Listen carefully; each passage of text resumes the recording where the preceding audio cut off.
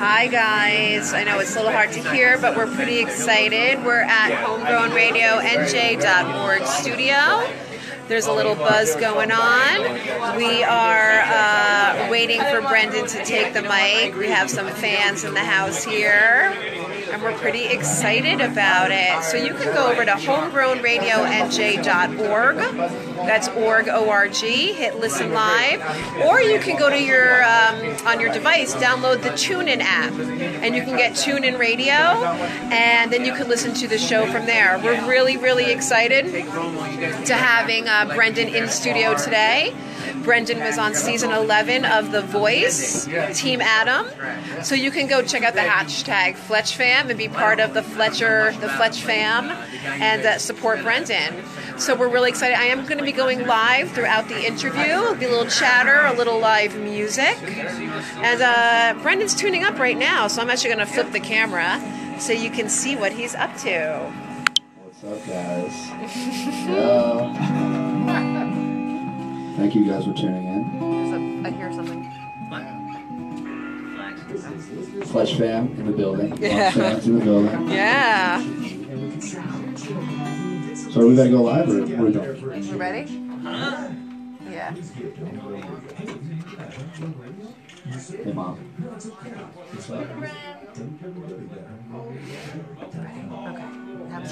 All right, everybody, good evening. This is HomegrownRadioNJ.org. We are live in the fabulous studios of Coordinating Street in Boone, New Jersey. Which we just redid. We came in yesterday, we made a really big mess, and then we came back this morning. And made a really clean mess. And now it's all clean. Looks beautiful. Yeah. It's a shocker. We're awful tinny. Yeah. So we're really excited. We have Brendan Fletcher, who's back. I can't even say that you're new here. Yes. This is your second time. October, right? It was a year ago. It was in 2015. You were here for one of our Friday in studios. Yes.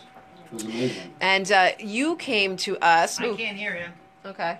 Whoop. Keep talking. You came to, well, we're live anyway. You came to us with Pete Marquetta, right? From Yes. Yeah. So what? Sorry. So how did you meet Pete? Well, actually, I was playing. Can you hear me now? No. Well, No, but I would. Why I can't. you can talk. You're I live. was playing at the Dublin Pub open mic. Right. In Morristown. Yeah. And I was just playing a couple of songs, a couple of cover songs. There you go.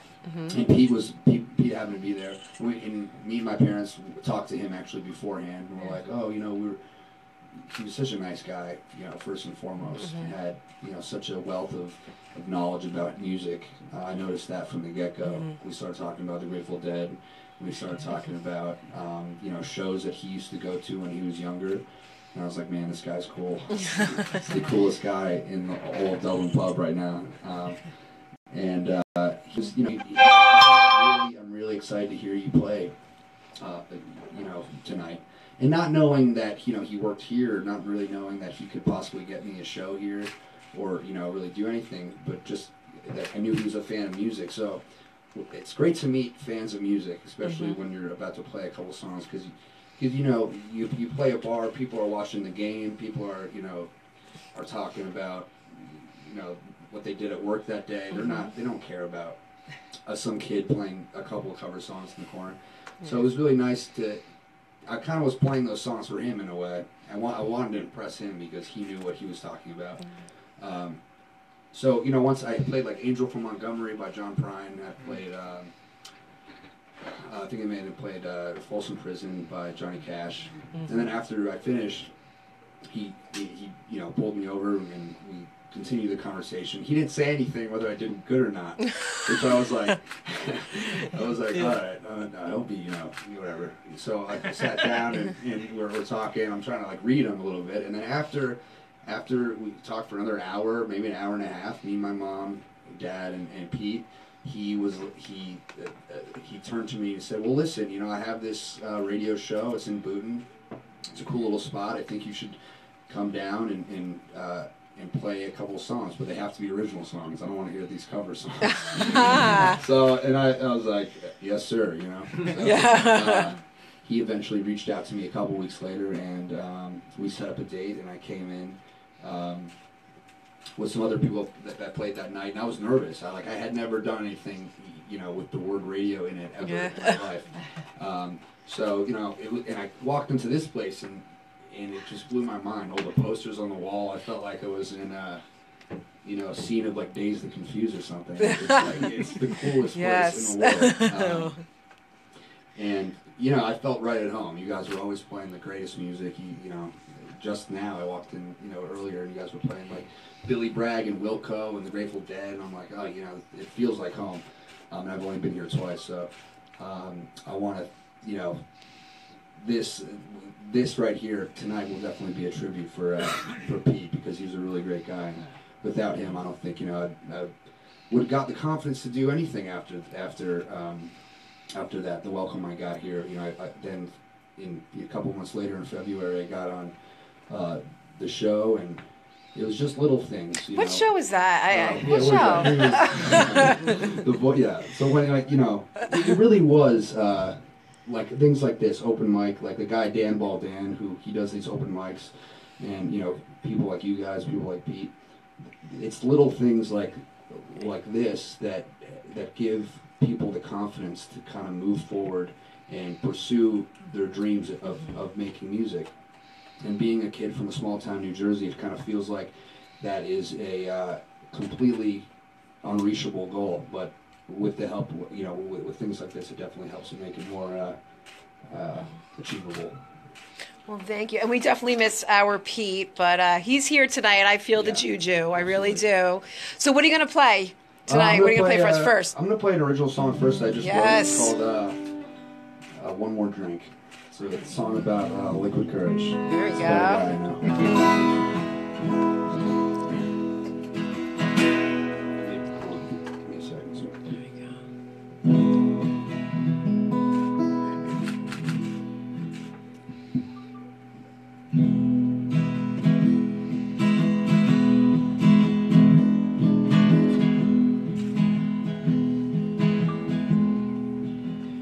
I've been watching you, girl, you got me thinking.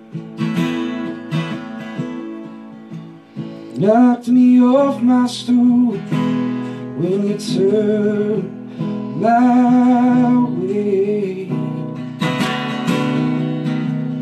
Couldn't face myself, you decided on leaving.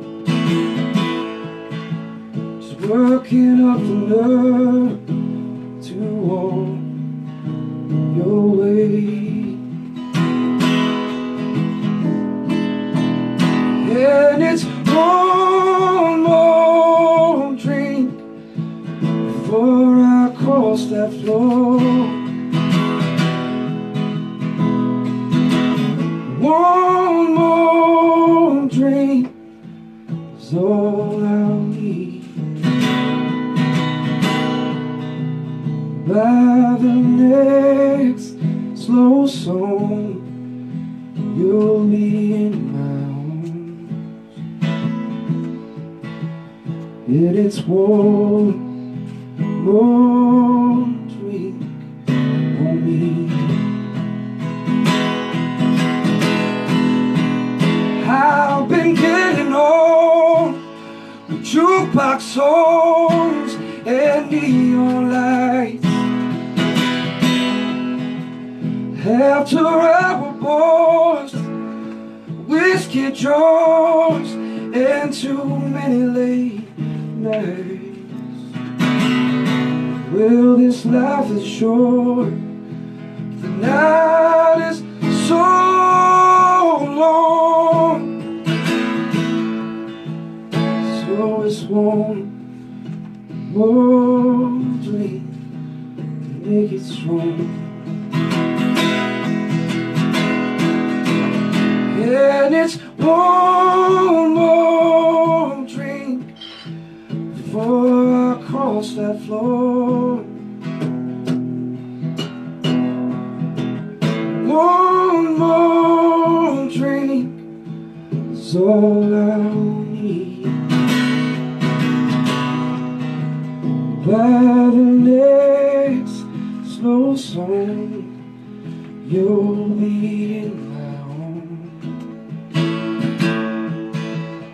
Then it's won't me on me.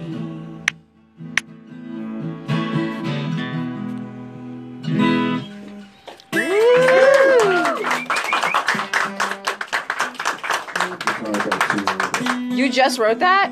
Yeah, recently. Wow. Very nice. So I want to ask you a question. So even before Dublin Pub, how did you get started? How did you realize that this was your thing? That music was your thing? It's a good question. I didn't really. In high school. I think it was like a talent show I did. I never really sang with just guitar and vocals, and I did this it was actually like a coffee showcase thing in the Randolph High School Commons area, and everyone would get up and sing a couple songs. I sang a couple of Ray LaMontagne songs, and my art teacher that from way back in elementary school, who had moved to middle school, it was weird. It felt like he was actually following me through so Shangam school, and then he was my art teacher in middle school, and then he was an art teacher in high school, and he was in the crowd, and he always played music, and I always kind of looked up to him because he played acoustic guitar, and he would and sing, and he was in the crowd. So and afterwards, I was like, oh, you know, how did it sound? He's like, it sounded pretty good. And then he went over to my friends, and I was in the bathroom, and he was like, listen, guys, you cannot tell him that he's got something. He's got something, and if you keep telling him that he's good, he's never gonna get better, and he's never gonna try to do this. So, Mr. Coleman, shout outs to him. He kind of gave me a little bit of the confidence that I now have to pursue music. Yeah. So, I love your originals, and that's actually how I know you. Oh, thank you. So when I saw you on The Voice, it was definitely cool, playing covers. But I definitely think that you're a very good singer-songwriter. And we actually, last night, we went on Alexa, and Brendan Fletchered our TV, and we were binge-watching you. And there's a song, Boston, correct? And that's one of your... And did you play that the first time you were here? Did not. No, I wrote that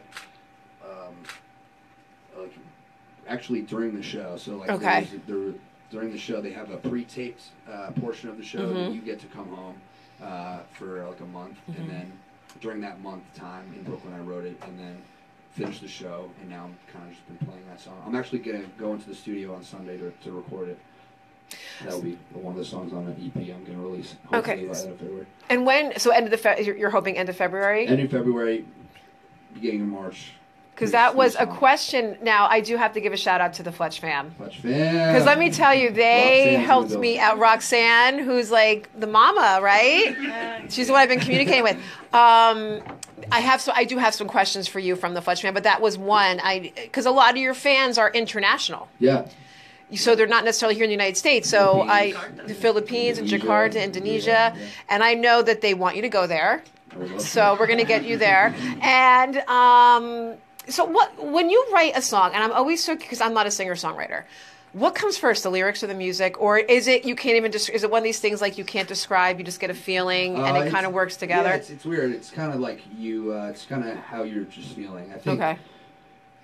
Because your songs are real in depth.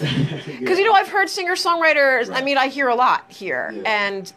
You seem like you've worked on them for a long time. You're like, oh, I just wrote that. Yeah, usually it's like you have an idea, you kind of have like a couple lines, and then for me, I have a couple lines, and usually that's the chorus, and then I build around that idea into the verses.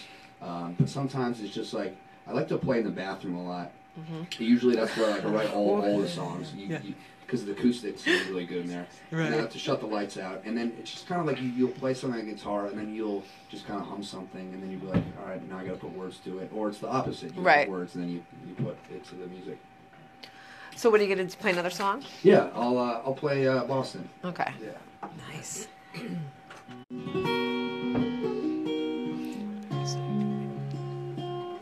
Sorry. I didn't bring a tuner, which is the stupidest thing. We actually have one. We have one. We do. Where? I think it's right here. Oh, I just found this today laying around. See, when they leave stuff here, it goes into the communal homegrown. The musicians lost and found. We have several things in there. Yeah. It's been found by someone else. How it works, but yeah. I'm pretty sure that's what it is. Is that what it is, Brendan? It definitely is a tuner. I don't know if it has... There's a button on the front. Ladies and gentlemen, I'll just do it by ear. I'll do it by ear. All right, there you go. He's that amazing.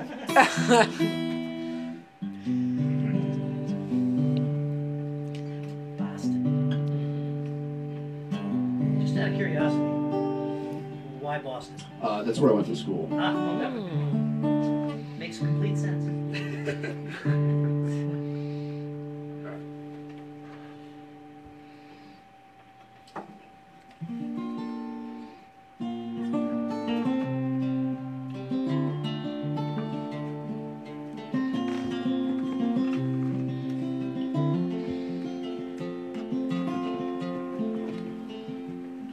Smoke that clouds, my mind has left me broke.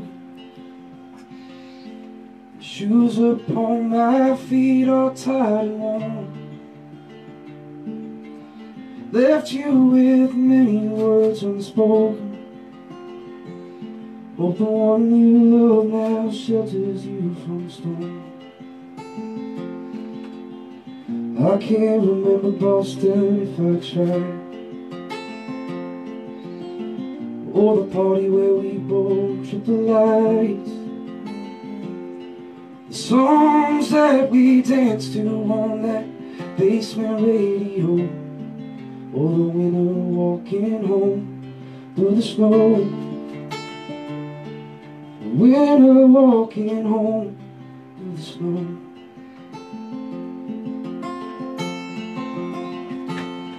Left New York with a chip upon my shoulder. Left Carolina with the sky full of gray. Met a girl who told me about the bars in Nashville, but I barely have a scratch to pay my way. I can't remember Boston if I tried, or the party where we both tripped the lights. The songs that we danced to on that basement radio, the winter walking home through the snow. The winter walking home through the snow.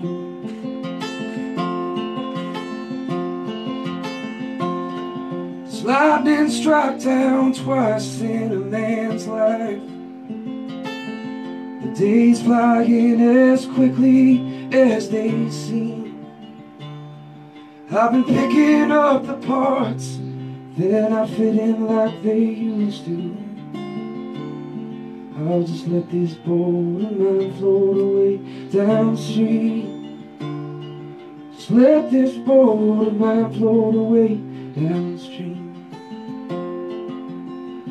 I can't remember Boston if I tried,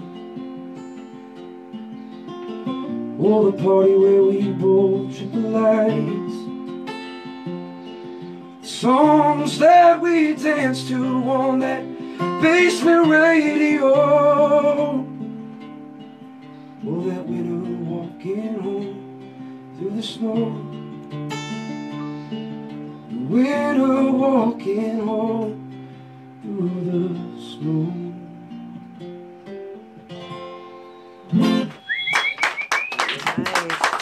Yes, I heard that one last night, and I loved it. So now I do want to ask you about The Voice, because like I said, we were binge watching you last night, and we were talking about your blind audition. Yeah. Which I loved the song. And you picked the song. Yeah. Like, so you picked that. Yeah. So I was like on pins and needles, because we had kind of kept in touch a little bit since you had been here. Right. So you kind of weren't mentioning that you were on that. I guess I don't know if you're not allowed to, or do they tell you like once you got chosen you can't talk about it? You have to like sign a bunch of contractual agreements, basically, right, stating that this is all confidential. Right. And yeah, you're not allowed to say anything. Right. So, and then you have this, you're like, this is what I've been up to. I was like, oh my God, no way. I can't believe it. And I think I was like, hey, break a leg or good luck. I sent you a message, but I knew you were like. You've been supportive the whole way through. Yeah. Oh, you're welcome. So Adam Levine was the first to turn around, right? It was Adam. Yes. I was like, yes. Yeah, Adam, and then it was. Then Alicia. And then Miley. And then. Freaking Blake, come on. We want to know. We will, and I'm like, he regrets not turning around right now. I know it. He's feeling like he has FOMO. So So first of all, were you dying when you walked down the stage? Because you performed here. You so nervous. You didn't look it. I mean, I don't know. Mom, could you tell? Mom, Dad, can you tell? You can tell I was nervous, Mom? Can you tell he was nervous? Oh. A little bit. Yeah, a little bit. I was terrified. I was terrified. But I was like, how are words going to come out of my mouth? when I'm on the stage, like, how, I don't know, I can't. This is insane. So how did it feel when Adam turned around? Because, I mean, it's so dramatic. Close. I didn't really. Oh, you didn't say, okay. No, there's the stage lights up. So that's kind of how you know that. Oh, right, because on the floor. So then I saw, like, Adam, and I'm like, it feels like it really does feel like a dream. Yeah. What you're doing, you're like, it's like out of body experience. Yeah. Especially when, like, a month ago you were playing for 5 people, 3 of which were just some drunk guys. Which we're going to talk about in a second too. It really is like it's insane that some of the greats in the industry are hitting, are giving you that approval. Yeah. So it's happening in real time. So I'm like, so. So you're thinking that no one's going to turn around, or at least you're going into like preparing for the worst. At least that's what I do. So as soon as someone did turn around, my chest just like dropped. So and I'm like trying to remember like the lyrics. Yeah, don't forget. Trying to sing through the song. But I was just, my parents were out there, and we were going to stay another week out in California because we got like a little timeshare or something. We were just having a family weekend, and I was just happy that someone turned around because I knew I wouldn't be depressed for the rest of the night. Yeah. So that was like the main. That was the main. It was insane. And then then it was like, damn. And then, so, did Blake ever say anything to you? Because he even said, I don't know why I didn't turn around. Like, he was like, what? I was like, what's that about? So, like, what was that about? Like, what do you think? Did he ever... I didn't care that he didn't turn around. Yeah. I mean, as long as like. I didn't think that. Yeah. No, I didn't feel like. Listen, man. Like you shouldn't have picked him anyway as your. But I was like mentally like Team Adam. And you were you struggling at that moment with who to pick? Yeah. I didn't really know what to say. Like I'm so glad they were talking. And I was like, yeah, totally. Thank you. Yeah, You're like, hey. I think I said awesome and thank you because they edit it down. They give you like They give you like the 1 minute edit, but I was on stage for about 25. It's a long time. Yeah, it's okay. a long time. So I'm saying, they're just talking, and I'm just like, thank you so much. Oh my God, thank you guys. You're so awesome. Thank you so much. You're like, pitch me. Yeah, and it was like, so it was great that anyone turned around. If Ruth from Maintenance was on the table, I would be like, that's awesome. I'm on Team Ruth. But, Blake is a nice guy. I mean, I don't know what he was looking for, but. No, he regretted it. I feel it. But no, I was so happy. I was like, Team Adam. I just felt like that was where you needed to be. Yeah. I think what he said to me kind of like resonated with me the most. And I think he kind of got who, like the artist I want to be and the kind of person that I am. And that he wasn't really looking for like the person that can hit like every note in the book, but someone who kind of who's able to communicate an emotion as opposed to wowing them with like vocal ability. Well, that's what I wanted to ask you, because the thing I love about you is I love your voice. I love that sound. But have you ever, like, were you in school plays? Because you do have that, you have like a little bit, I don't want to say you're an actor because it's not that I don't believe what you're doing when you're singing, but there is that performer element to it. So really? So you did, yeah. So like, did you do musical theater? Did you do theater, Brendan? You could admit it to me. I did theater when I was really young. I did Brunch Park Playhouse. You know what's? Oh, so did we. Wait, were you ever in any of my shows? If I directed you in something? I was in. What did you say, Mom? You were okay. Oh, it wasn't good. No, it wasn't good at all. My brother was in Brunch Park Playhouse with his friends, and I was like, I just did anything my brother did. right. So I was like, oh, I'll do that. Yeah. Before I know it, I'm playing like Duty in Greece. Get out! I totally directed there and acted there. Well, hold on. Duty in Greece, and then I was Little Mermaid. I was the priest in Little Mermaid. Oh, wow. I didn't even know there was a priest in that. I think they maybe wrote it in. Who knew? They wrote it in for Brendan. They knew. And my wardrobe, this is a funny story. My the wardrobe, like my mom packed my costume basically. You know, it was stuff. It was probably We always do. We always do. And there was no belt. And they're in the crowd, and I'm in the change room. I'm like, oh, there's no belt. So I'm like looking around. I'm like 8 years old. I'm looking around for something that can hold my pants up. I find like this old tie tied around my waist. So the whole time I'm singing my song. I forget the name of it. That's Your Funeral is the name of the song. And I forgot all the words probably on stage. But that wasn't my worry. I was just worried about like my pants falling down. Of course, So I yeah. had like a death grip on my pants. So they went fall down. And then as I left the stage, I think like they kind of fell down a little bit. Oh, that's so funny. No, we did stuff there years ago. That is great. But I could tell that you are so that's what I liked about your performance. That you're not so. Sometimes singers are focused so much on hitting the right notes. And actually, as an acting teacher, we teach that. It's not, you can't just say the words in pretty notes, otherwise you're just saying words. Right. It's what's behind the words. And that's what I like about you, because I find you very engaging when I'm watching you. I was in The Sound of Music. That was a dare from my friend who was trying out for Captain Von Trapp, and he was like, dude, why don't you ever do stuff like this? You should try out. So the next day I tried out, and I played Captain Von Trapp. Oh God! You took the part away from him. Yeah. Oh, he shouldn't have told you about the audition. Are you still friends? Yeah, we're best. You're best friends. I live with him. You know. So my cousin Chad is watching. I'm not tweeting. I'm live on Facebook. I'm not being rude. So my cousin Chad wants to know if you're taking requests. He said Thunder Road or Soul Shine. Oh. I can play Soul Shine. You want to play? Can you do it? Sure. All right, Chad. This is for you. Soul Shine. Sounds like a tune, doesn't it? This is Soul Shine. I played this the knockout round. Yep.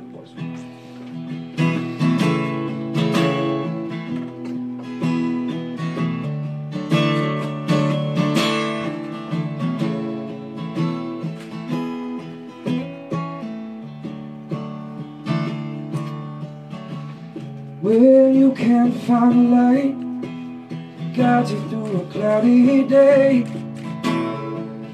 When the stars ain't shining bright, you feel like you lost your way. When the candle out of home shines so very far away, well, you gotta let your soul shine, just like my daddy used to say. Used to say, soul shine, it's better than sunshine, it's better than moonshine, it's damn sure better than rain.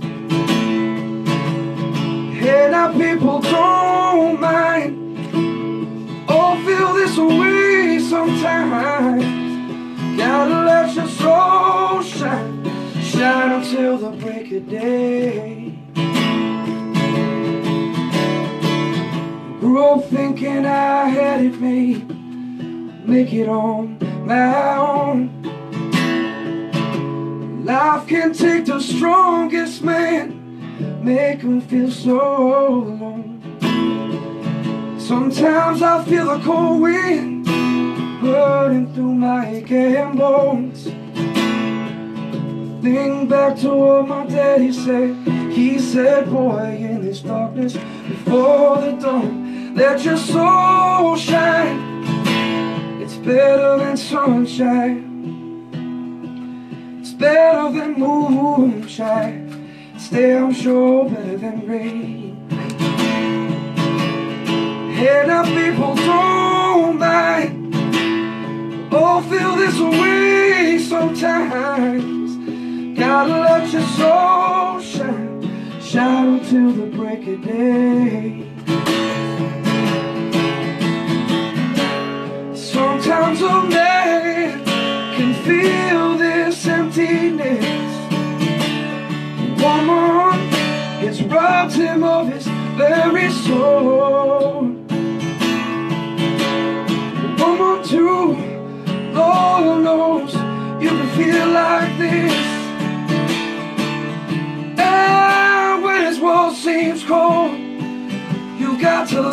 your spirit take control. So shine, it's better than sunshine, it's better than moonshine, it's damn sure better than rain. And now people don't mind, all feel this way sometimes. Gotta let your soul shine, shine until the break of day. Gotta let your soul shine, shine until the break of day. Woo! Thank you. Chad and Heather say yes. My cousin Chad did watch the show. He was a big fan of you and Sundance. I honestly only watched you. I'm not going to lie. Only watched me. Sundance is a good guy, though. Yeah, no, I won't. Merry Christmas. And that's what I want to ask you. So, when you're there, you obviously build relationships with these people that you're competing against. So what is that like? Because I'm sure you definitely have friendships, but on the other hand, you want to win this competition. Yeah. Yeah, I think everyone is there. Once you realize that everyone is there for the same reason, everyone's pursuing the same dream, they all have the same goal in mind, that is a huge point of commonality between all of you guys. You're bonding over that. So after this whole process, you become really, really good friends with those people. Because you already, from the get-go, are sharing so many things and goals. So it was really easy. And everyone was so nice. I mean, very early on in the competition, like the callbacks and all that, there were some people that you could tell were maybe not as approachable or nice. Those people there's a way that somehow they find a way to kind of weed those people out, and they, whether it's karma or right, yeah. But yeah, everyone's super nice on the show. And you still keep in touch. Well, because you're playing, you want to talk about some of your upcoming gigs. Yeah, let our fans know. February 1st. Well, in New Jersey, I'm playing at the Old Mill Tavern on the 28th. That's in Basking Ridge. In New York City, I'm playing on the Upper West Side on 77th and Broadway at a bar that I actually used to work at called Nilo. That's on the 26th. But the big one is on February 1st. I'm playing at. Can you hear me? Yes. Okay, yeah. Yeah, all of a sudden I was too. I was like, what happened? I turned you down in the box because it's... That's what I thought. Rockwood Music Hall with Aaron Gibson. Yeah. And Austin Alsop, it's still up in the air whether he's actually playing. But right. We're trying to get him out. But it's going to be me and him, and that's at doors open, I think, at 8. I'm not positive. Is it 7? I thought I had to 7. look. Doors open. 6:30. I was going to say, yeah. I think it's there. Yep. I'll be there. Yeah, I'm coming that one too. There's still tickets on sale. So yeah, I'm definitely going to be coming that. They're running out, so please. Oh, they are? Sure, yeah, make sure okay. You get them.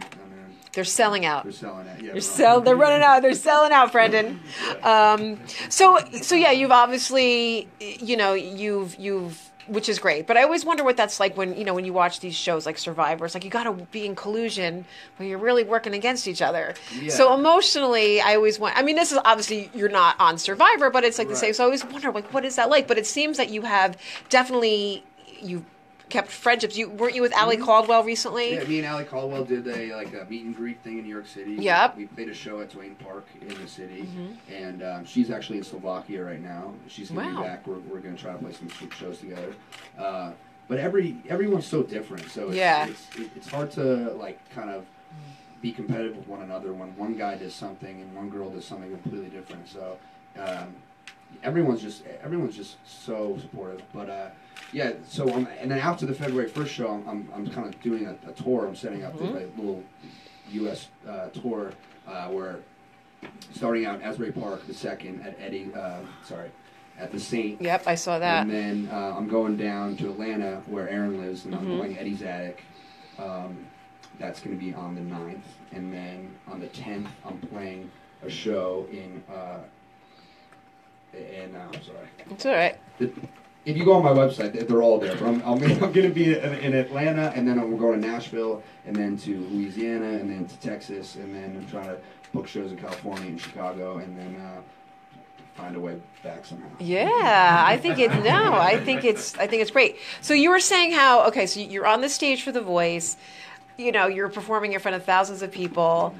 You're used to playing just for smaller, more intimate houses. Yeah. Now, I've seen you go from, I don't know how many followers on Facebook into like 2,000, 18,000. What is that like to become instant celebrity? Because it's literally overnight. It's crazy. And you're like a heartthrob, so it's not even like it's like you're singing. Come on, we all know, the ladies. Well, I know because I see. But seriously, what is that like for you? I've always been sort of more of an introverted, I've been more of a introverted extrovert, person. maybe, yeah. So it's been awesome. It's been awesome. It's been hard to kind of adjusting to a little bit, but it's weird because I don't want to let anyone down. That's the main thing. It's like all these people are now following me. I just want to keep things kind of going, keep the momentum, the wave going to. Well, that is a perfect tie into my next question from our Fletch fam. Yes. They want to know what they can do to help you. Like what can they do? Nice. They've been doing. They're so great. Much I will above and beyond amazing. anything I could have ever expected. Roxanne, thank you so much. Seriously. Yep. Carlos, Menard, yep. Camille, Emma. Amrita, is that her name? Yep, Amrita. I know, like yeah, I know they are. Dina. Dina, Kirsten. Kirsten Seeley, Sarah. They've all been so amazing, and it's really like so humbling to have not only fans but like a group and a family of people that support you. So don't worry about it. The pressure's off, guys. Just the fact that you support me is more than enough that I could ever ask for. So, but just to see you guys out at Sure. Roxanne's here, that makes it all worth it. So. And Carlos was at your show the other night because he had just posted. New York, so yeah, because he posted it. Been to a couple, and every time I see him, I'm over the moon. So do you feel different, or you feel the same?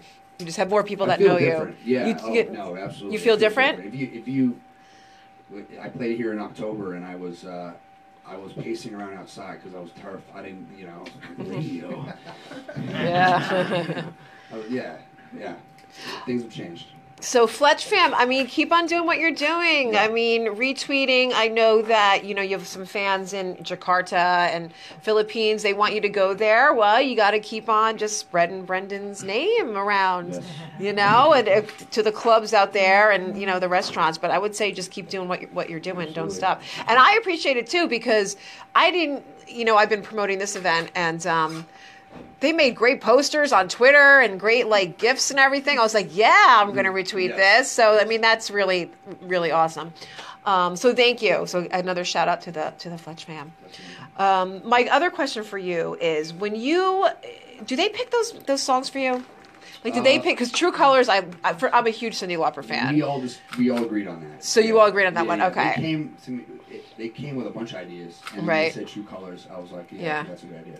I love your version because you had the horn in that. Yeah, the alto sax. Oh my gosh! But that it had that feel, but it wasn't cheesy. I was a little worried. Were you? I'll be honest with you. And do they pick your background? The one you had or were you like, I want to be surrounded by all these candles, or do they tell you? No, I have no say in it. Okay, I was gonna say they tell you. Okay. I was like, 112 candles behind me. No. Yeah, literally. Everything I wear is they suggest things, but.